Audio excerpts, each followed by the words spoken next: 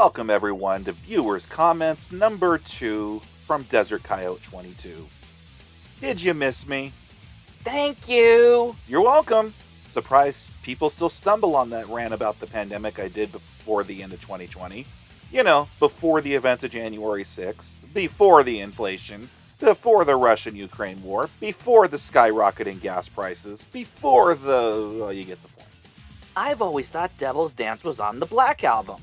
Well, to be fair, that song was written by Metallica during their Black Album tour, and was even performed as early as 1995 when they were still technically touring for it, though in the process of transitioning into the Load and Reload era. I'm Christian and a metalhead, and I totally agree. Referencing why I don't like church music, and I'm glad that there are more like me out there in that respect. Yes, I was constantly checking to see if you had been uploading anything. I love the rants. You were checking my YouTube channel for 7 months and waiting? Dude, you know me personally on social. You could have called. I say the prequels were bad, especially The Phantom Menace. Why do I hate PM? Because it's boring. The plot is very complicated. The lines of the actors are stiff and dry. There's literally no chemistry between any of the characters. Attack of the Clones is bad because of the bad dialogue, a boring antagonist except Jango, and horrible romance. Revenge of the Sith I'll give 7 out of 10, but honestly, Anakin's turn to the dark side feels very rushed. He literally goes from I'll report you to the council to I'll kill everyone I know and love, turn my back on the Jedi because I had a bad dream about Padme dying. Honestly, I can write a better motivation than that. Anakin turn to the dark side makes zero sense to me. Honestly, he should have turned because of the Jedi. Instead, they turned him into a simp who's thirsty for Natalie Portman. Well, did you see what Natalie was wearing in Attack of the Clones? I'd want her too. In all seriousness, Anakin did become disillusioned with the Jedi, and Palpatine knew this. I mean, he was orchestrating him to become disillusioned and feel a sense of separation from them. And, of course, when he turned, he did it because he felt it was the only choice he had. Ugh, I wish you didn't mention Pillar and POD, because I'm reminded of how I damaged myself psychologically.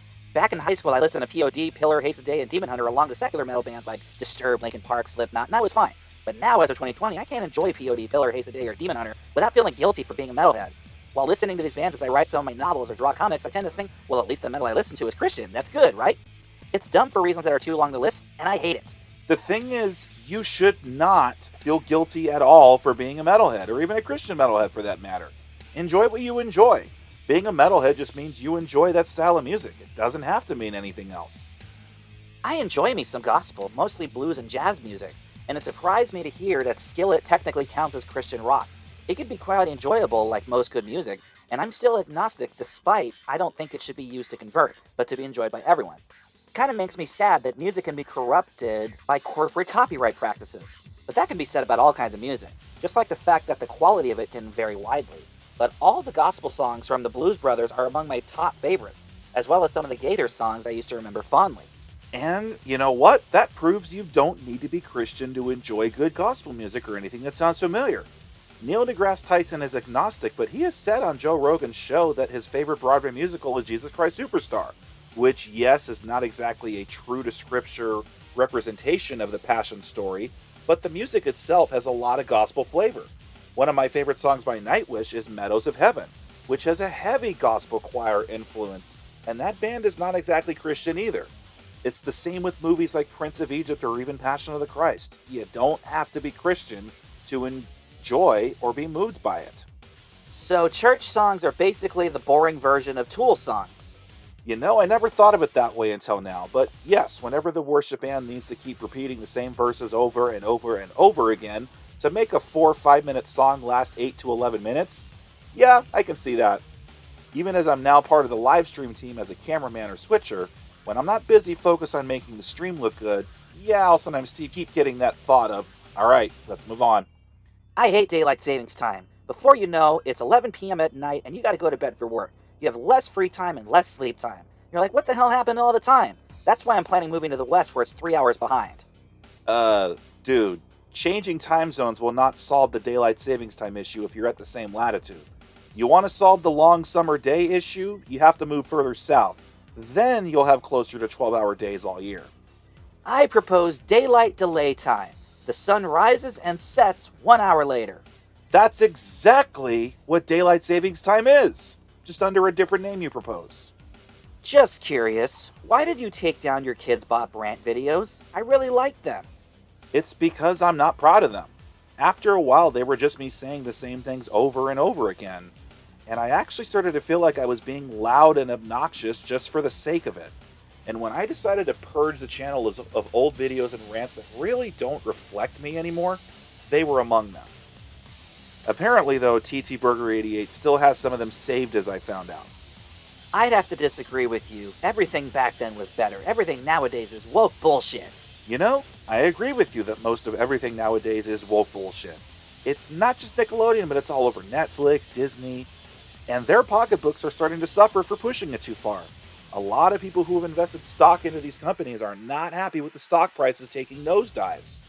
And with that said, my whole point of that rant was that Nickelodeon was always woke, in a sense, and progressive, and tried pushing boundaries even in the good old days. So I was asking, why now are people getting outraged? Why not then? What changed? Ugh, you're gay too. You know, people who usually say shit like that as an insult are closeted themselves. Maybe it's not my sexuality you need to be questioning. As someone who spent years in adult hockey teams, I've seen enough naked men in the locker room to know I don't swing that way. Never will. Just a warning, this is a long one, so I'm going to have to speed it up a little bit. My theory is that post-grunge, approximately 2000 to 2010, killed rock and roll. See, the last era where rock totally dominated the charts was during the grunge movement of the 90s. And as great as that music was, I think it took us too deep down a road that the post-grunge scene was unable to navigate us back from. Finn makes a point in another video where he says rock used to be fun. It was the go-to music if you wanted to cut loose, party, and dance. That is rock's roots, and like everything else, it's okay to stray, but at some point, you need to return to your roots. Now, for example, the change from 80s and 90s in terms of rock music was very drastic.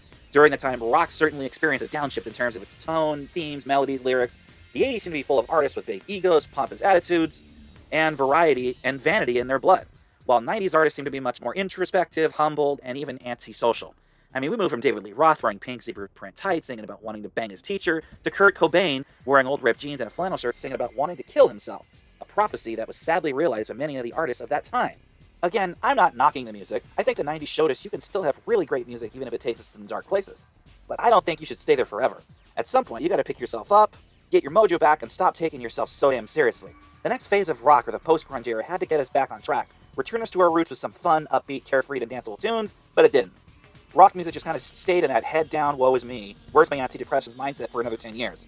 Meanwhile, hip-hop moved from its dark phase, gangster rap, to some really fun party dance stuff by 50 Cent, Eminem, Biggie, and Nelly. From that period on, hip-hop has been eating rock's lunch.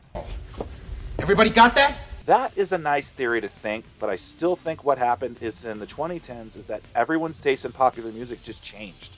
In the rock world, you had a lot of rock fans from one era reject the next era until it just snowballed into newer rock bands having a hard time being accepted or pushed.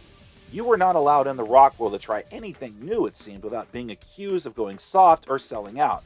While at the same time, if you sounded too much like older bands, people just stuck to the older bands from bygone eras who refused to pass the torch.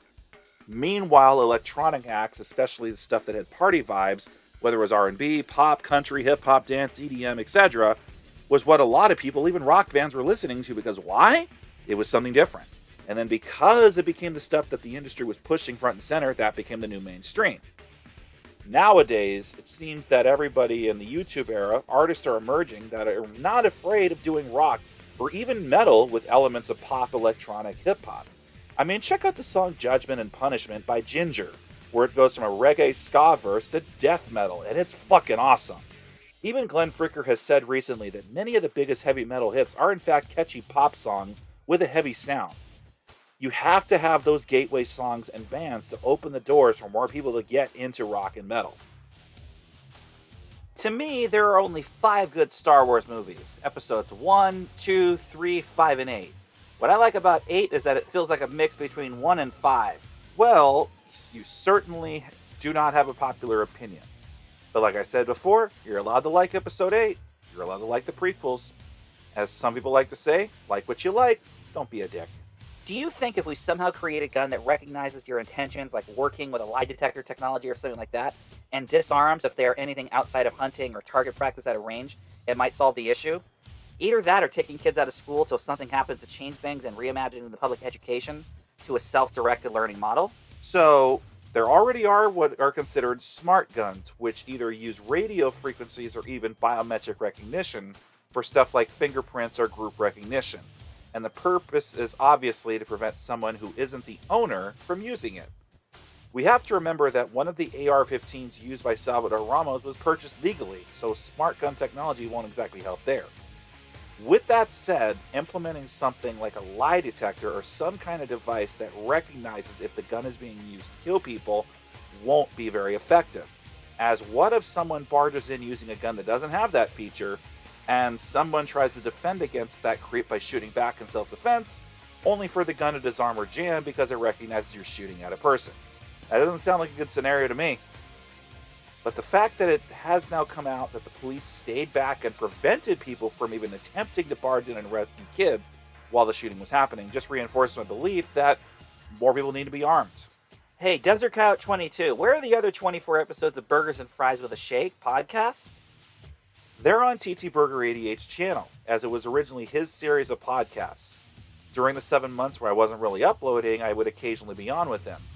It was initially titled TT Burger 88 Presents Burgers and Fries Game Talk with a Shake, but I convinced him for marketing reasons to shorten it to Burgers and Fries with a Shake, and since I've been more of a regular, starting with episode 25, he has agreed to let me edit and co-release the podcast episodes on my channel, mainly the ones I'm in. It'll be another way for listeners on this channel to keep hearing what I have to say if they're interested. But let's say the next one you see on the playlist has skipped a number or two, then you know where to find them. I mainly want to focus on the worst to best series of videos to give more legitimacy to the channel, but if a rant needs to be said, it'll be said. And that's all I got to say for this one. Be sure to vote in the next poll for the next installment of Worst to Best, and stay tuned for the next Burgers and Fries coming your way. I'm Desert Coyote 22. Thank you for listening.